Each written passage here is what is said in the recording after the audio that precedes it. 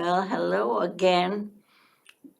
I'm sure you were waiting for the second episode of Cousin Ágay, Irén, and I'd like to keep you guessing. Uh, we talked about some of her films, and I would like to go back and show you some clips, more clips for some of our films. One was Ida. In Hungarian, we would call it Ida. And this is a scene when she comes home from the convent, and her father shows her that he is delighted to see her. So here he gives her a lot of money to go shopping, and she's just overwhelmed. All that money from me. Oh, thank you, thank you. I'm gonna go shopping. But in the meantime, she is rearranging everything in the house, so the father couldn't even recognize his own apartment because she just, and he was wondering how he could get rid of her in a nice way. So he decides to put an ad in a paper that he has a lot of money and he's offering her daughter in marriage for somebody in exchange for money. And in the meantime, this noble gentleman is just in a hurry. I want to give my daughter away. So this gentleman, who is a gentleman, he's living with his sister, and he ran out of money, so he sees this ad and he decides to answer the ad that maybe this is going to help his problem. So they meet, and of course, in the household, everybody is appalled that a father could do this to the daughter. But they seem to agree that he sees that this is a good match. And that gentleman is also the same actor without a mustache. Is that Pal Javor? Yeah, that's Javor Pal. Javor Pal, yeah. Yeah. No, he was Hungarian's leading comic actor? Was that? No, he was the equivalent of Clark Oh, Gable. Clark Gable, of Clark Yeah. Gable. Okay. And she's going to, well, they agreed on a marriage that should be strictly platonic, and only in other company they would pretend to be like husband and wife, but in private they're not even gonna hold hands. So this song became very popular, and you can even find this particular clip on YouTube, nothing else, only this clip. And I watched other Hungarian episodes with television and everything, and they still, today, they sing this song. So the song became a standard? It said, I'm crazy about you. I love your hair. I wish that you could be friends with me, and not for a short time, only forever. And it just says that, even that she's crazy about him. Did she ever record any records? Did she ever make record recordings? I'm not aware of that, if she did. That question never came up. I never investigated it. Well, we'll have to check that out, see if. I just know that this song became very popular. And also, when we showed that very first, the purple acacia, that was also, as you remember, you told me it was remade. Her husband remade it, Yes, one of the last films but he made. also in Hungarian. And I have seen that, and it had a different ending. But that song also is very popular. The Hungarians like to inject songs into all their movies.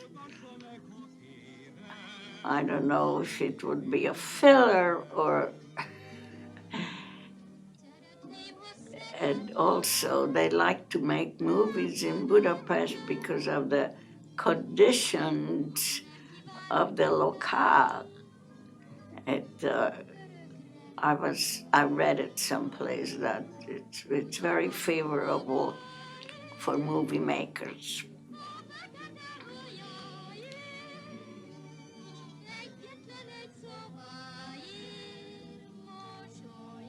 Could do a lot of good location shooting. Yeah, I guess the climate. in that story, he has a sister whom Irén is not aware of. I mean, I'm talking about the story here. And she's jealous of this other lady because she had seen him kiss her. So in this scene, when they are familiar with each other and they both sort of falling in love, he tells her, why shouldn't I kiss my little sister? And then she says, oh, that was your little sister. Oh my goodness, I was so jealous of her. So. And they're dressed to the nines too. Their costumes, everything is perfect. Yeah. Now, Irén you had mentioned about her costumes and the designs that you had found in a number of her films. Well, we're going to see a few more clips, but I didn't look closely to the credits, like who the designers were, but she wore very pretty outfits.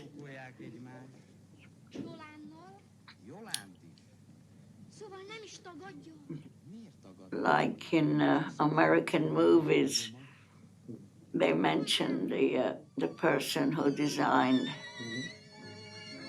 and I just didn't pay attention who did it.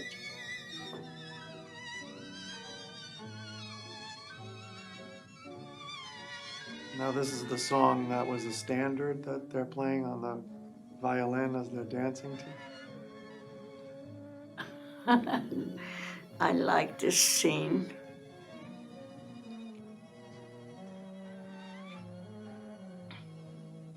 Sort of emulating Fred Astaire and Ginger Rogers. So he's asking, are we friends or strangers?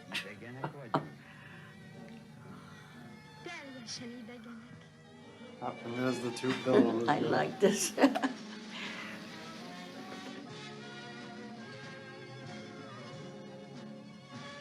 This tells it all. Vega, that means the end. Oh, and this is Bocci with her two children. Maga, And this is the next movie, You Will Be My Husband. And this is when she knocks on the door And this actor plays the butler, opens it, thinking that this is the lady his boss was waiting for, and he prepared a special dinner. So they have a little misunderstanding because on the phone, he asks his girlfriend what he likes to eat, and that's what the butler prepared. So he's asking her, he's telling her what he has, and she said, "Well, no, I don't like that." I said, "Oh, well, must be some misunderstanding." So he says, "The lady is here, but there's a problem because she doesn't like this menu I prepared." And then he says, "What do you mean? I just talked to her. She said she liked it." "Yes, but this lady said she doesn't like it." So they have an argument.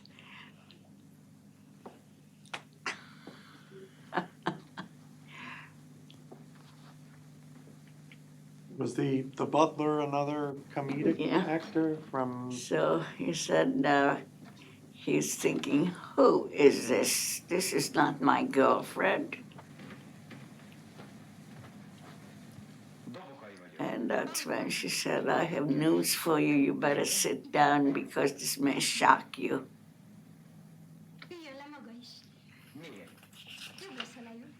So he says, "Okay, I'll sit down." And she says, "Well, there is a girl spreading rumors that your wife is cheating on you." I said, "Oh, that's wonderful. That's wonderful because I'm not married and I never was married." And he said, "Yeah, but this girl just keeps telling that she's your wife and she's cheating on you."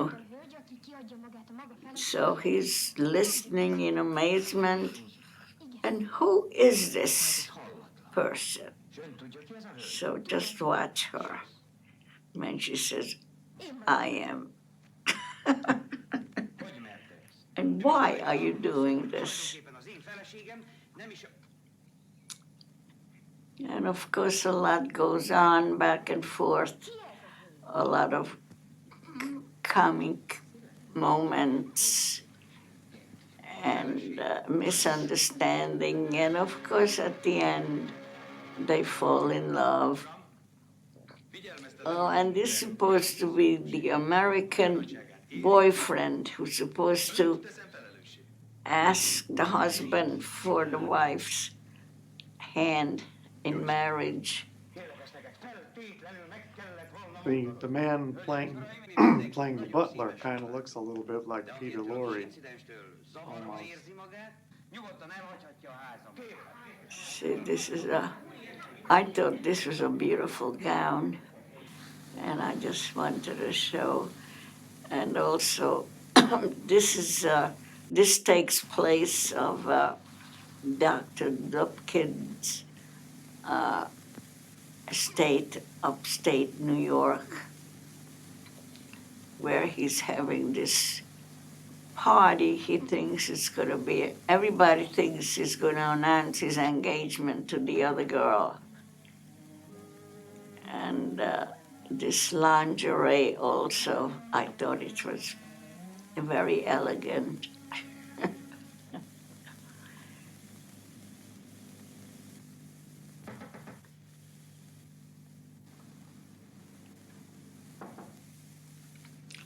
And then her parents come up there also, wondering what's happening with their daughter, if it's appropriate for her to stay in a gentleman's apartment without being married.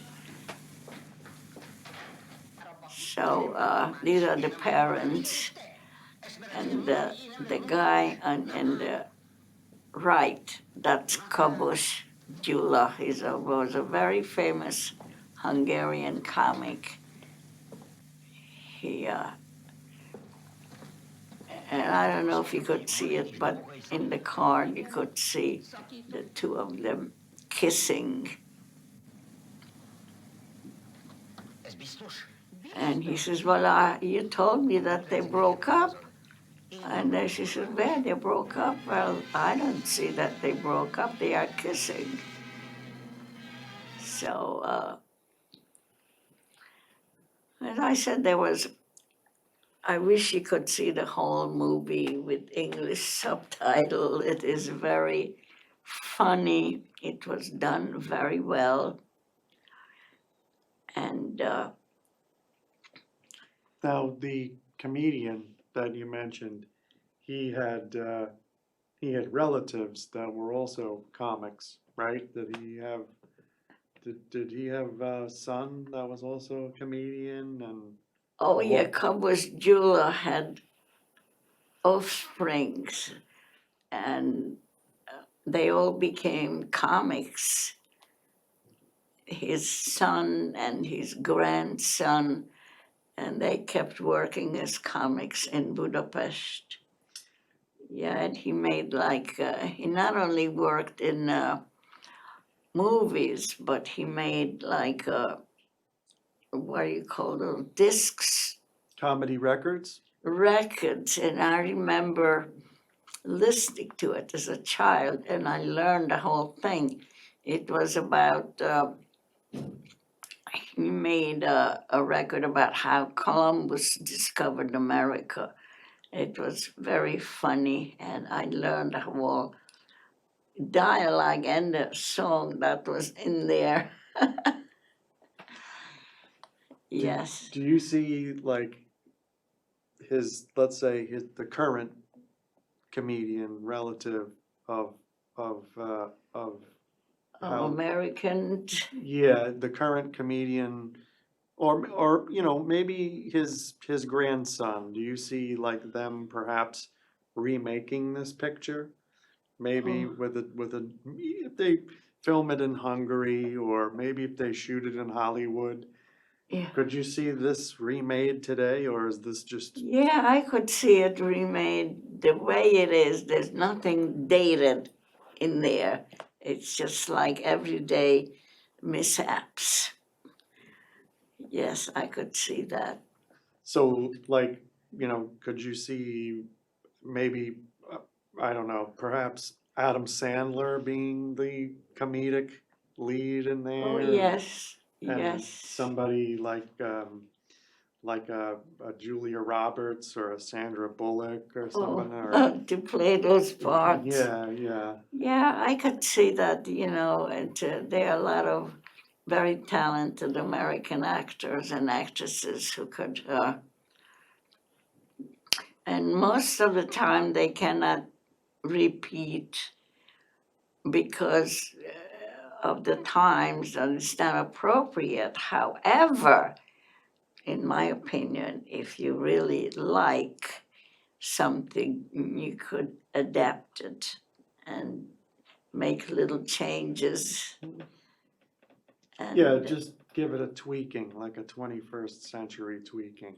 yes, yes, and of course you could do that. Keep the original, like the You original. could play Kabustula.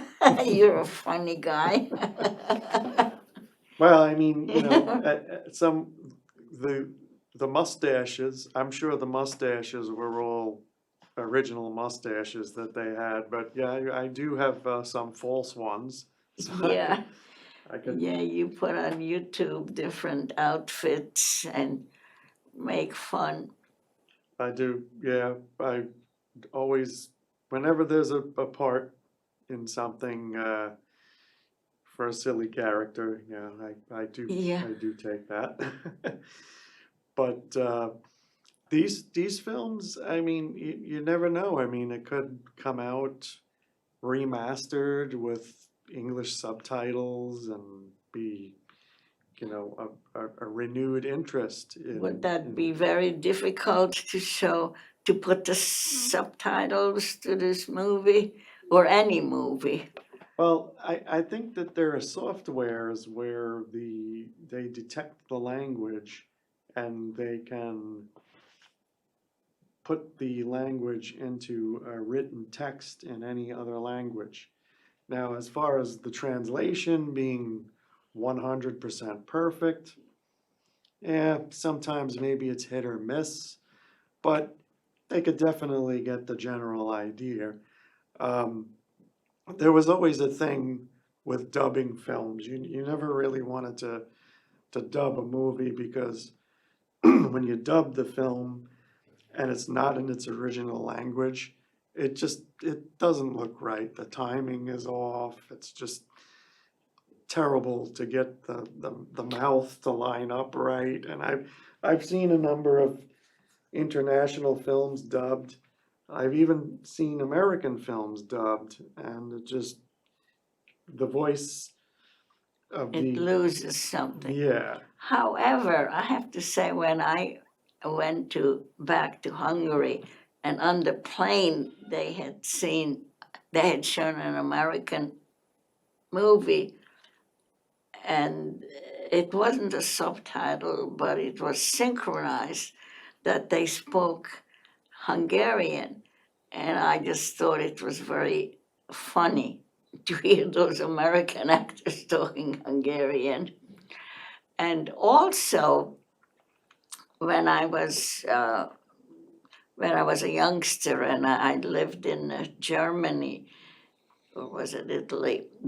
I had seen a lot of American movies in English where I did not understand a word, but I understood everything, and then that's how Alan Ladd became my favorite actor, because I liked his movies, I liked his looks, I liked his voice without knowing whatever was said.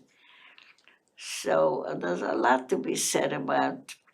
So you watched films like The Glass Key with Alan Ladd and the This Gun for original Hire, yes. 49 Great Gatsby and yeah. Well, one of the pictures everybody's the film that's the most famous everyone remembers, of course, is Shane with Shane, Alan Ladd. yes.